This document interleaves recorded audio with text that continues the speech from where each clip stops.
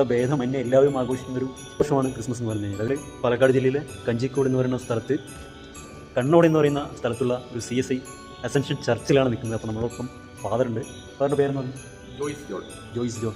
ക്രിസ്തു വിഭാവനം ചെയ്ത സന്തോഷം 3 മണിക്കൂറിൻ്റെ സന്തോഷമല്ല അല്ലേ, എവർലാസ്റ്റിംഗ് ആയിട്ട് നമുക്ക് നിൽക്കണം.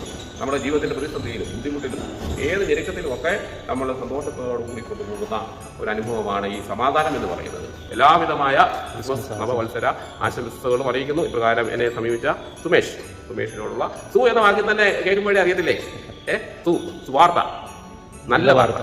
അസെൻഷൻ ചർച്ച് പേരിലുള്ള നന്ദിയും സ്നേഹത്തെ അറിയിക്കുന്നു. എല്ലാവർക്കും സഭയുടെ പേരിലുള്ള ക്രിസ്മസ് ആശംസകൾ അറിയിക്കും.